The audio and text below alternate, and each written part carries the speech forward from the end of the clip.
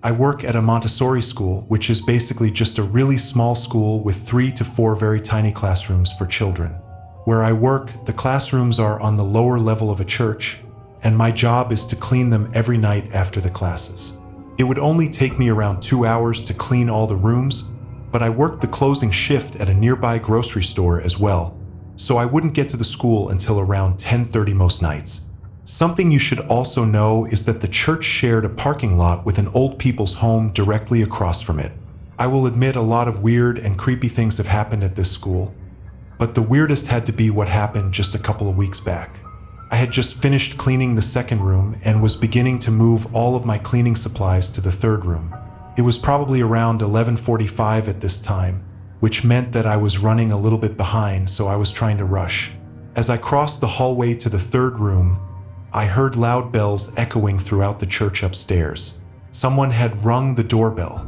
Nobody has ever shown up during any of my shifts before, as it was always so late, and both the school and the church were closed hours before. I was a little nervous, so I slowly made my way up the stairs and towards the door.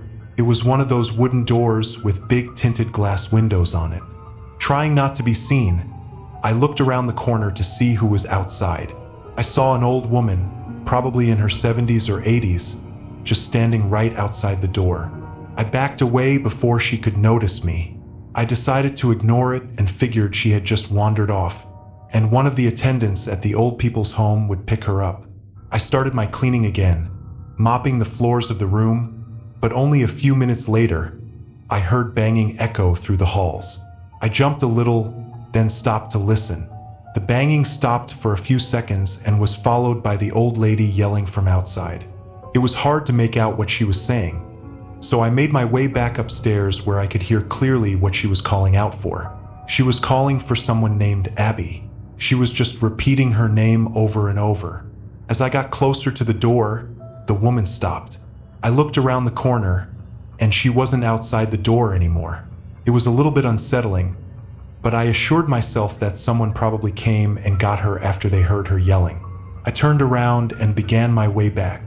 Out of the corner of my eye, I saw the old lady staring at me through the window right beside the stairs. She looked me in the eyes and yelled, "Abby, help me." Her eyes were wide open, and her hair was long and gray. I immediately ran back downstairs and locked myself in one of the classrooms. I took my phone out and called the old people's home next door. I told them the situation, asking if maybe she'd wandered away from them. The lady on the line told me that everyone was there. They would have noticed if anyone had left, as they're required to check out. She said that she would double check with security and to stay on the line just in case. While I waited, I heard banging on the window upstairs, and a few seconds later, the woman on the phone described the old lady's features and asked if that was her.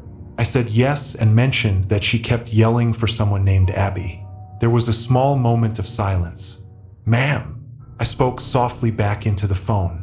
She replied, warning me not to approach her and to find somewhere safe to stay until they could have someone come out and get her. Obviously, this just made me even more terrified. I stayed in the room, still listening to the repeated banging on the window from upstairs. Now, this building was pretty old, and I wasn't sure how long those windows would hold if she kept banging on them. Eventually, I heard some male voices from outside, and after what sounded like a struggle, they left. I sat there for a few minutes just thinking about what had happened. Then I got up and finished cleaning the rooms. The whole situation felt pretty unreal, and knowing that the old lady is in the building across from me still makes me nervous. I never found out who Abby was or why the lady was trying to get into the church, but I'm just glad I never opened the door.